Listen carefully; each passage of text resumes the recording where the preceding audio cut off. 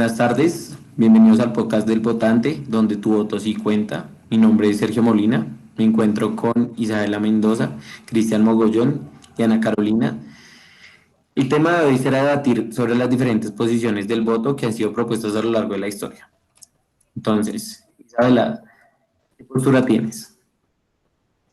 Mi postura es la del voto voluntario, que es la que se ha venido ejerciendo en el país a lo largo del tiempo. Cristian, ¿qué postura tienes? Mi postura es la del voto obligatorio, que no está implementada en Colombia, pero que está la propuesta para ser implementada acá. Listo. Y por último, Diana, ¿qué postura tienes? Mi propuesta es una propuesta innovadora y es el voto negativo. Listo. Entonces, ¿por qué elegiste esta postura? Ya que estás hablando, dime tú, Diana, ¿por qué la elegiste?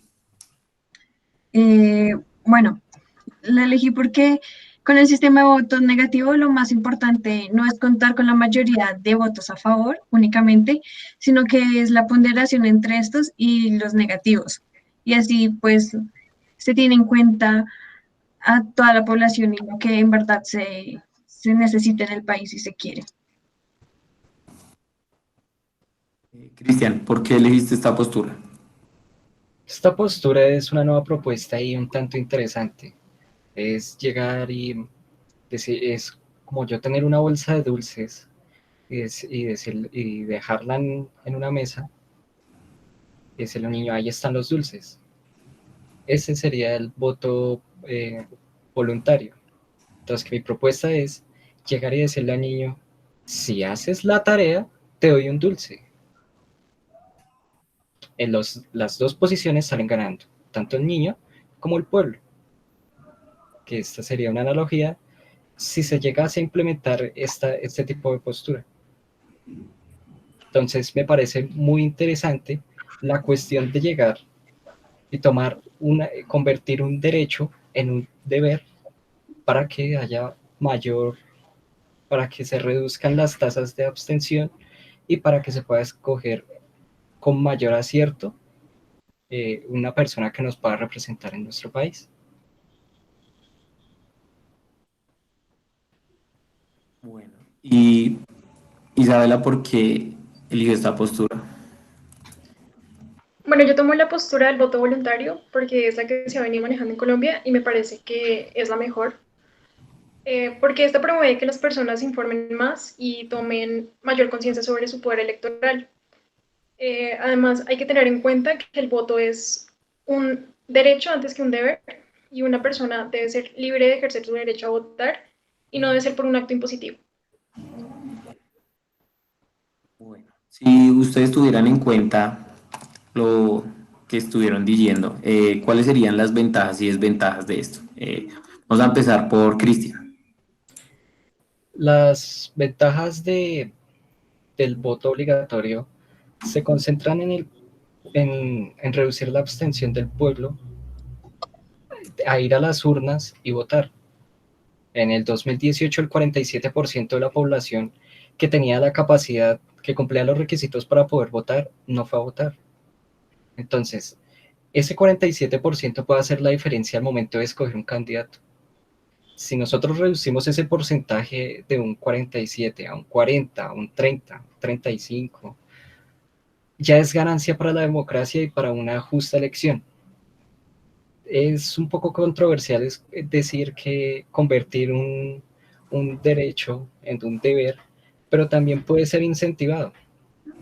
Entonces, pienso que se podrían agregar, además de esta ventaja de abstención y además de una democracia más justa, se podrían implementar incentivos para que las personas salgan a las urnas, aparte de que para solventar el hecho de que sea un, un deber.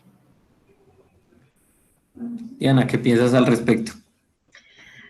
Yo comparto la idea de que hay que incentivar el voto, pero no siento que sea a través de un voto obligatorio, porque la idea es que el pueblo tenga el poder y eso se logra a través de un derecho, porque al darle a las personas un voto obligatorio se le da el poder al gobierno como tal.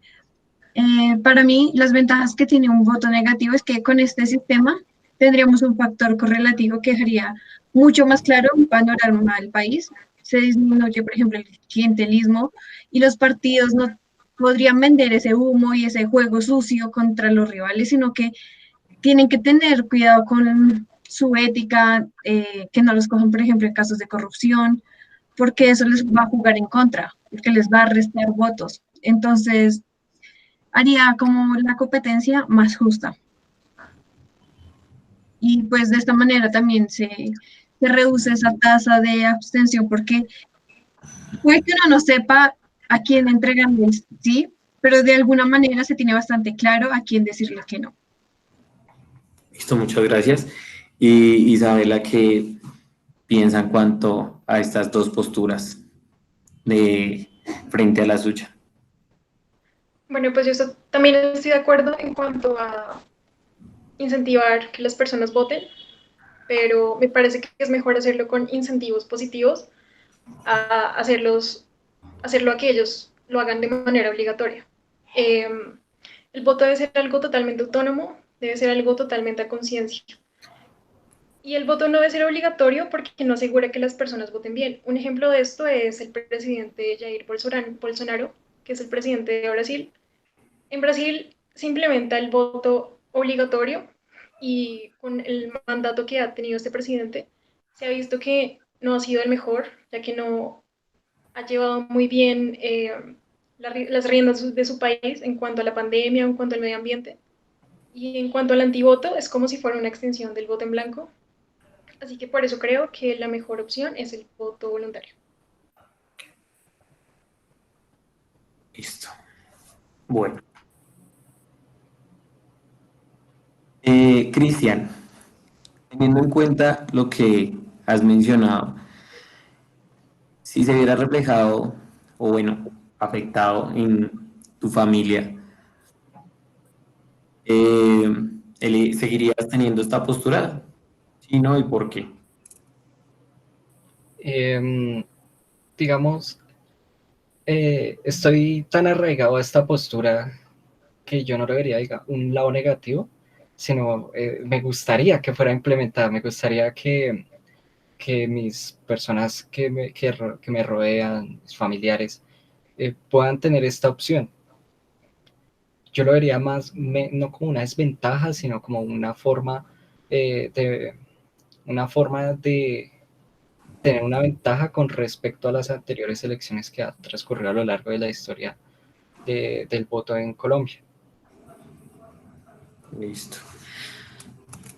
Diana, teniendo en cuenta lo que has mencionado, si era reflejar, bueno, afectado en tu familia, ¿seguirías teniendo esta postura? Sí, no, ¿y por qué? Sí, porque, pues no sé, digamos en mi familia pasa mucho que no se sabe a veces por quién votar, o sea, a veces son o muy extremos los candidatos o simplemente como que se ha perdido la fe porque se tiene un concepto, se piensa que siempre es lo mismo y que nadie cumple sus promesas, pero uno siempre tiene ese candidato que dice, ay, que no gane porque es que no va a cambiar la situación del país. Entonces, al menos poder darle un voto negativo y que esa persona no logre triunfar a base, no sé, de mentiras o cosas así, ¿sabes? Como quitarle un voto, sería una maravilla. Listo. Y Isabela, teniendo en cuenta lo que has mencionado, ¿esto se vería afectado en tu familia?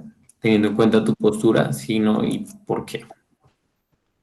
Bueno, en mi familia, pues todos votan, así que el voto voluntario sí es algo muy positivo, porque no es como que, bueno, en muchos lados del país hay muchas personas que no votan por pues, sus condiciones tal vez de lejanías, pero en mi familia sí todas las personas votan, así que no sería necesario imponer un voto obligatorio o un voto antivoto, por decirlo de alguna manera, sino que el sistema que se ha venido implementando me parece el adecuado. Listo, muchísimas gracias por su participación.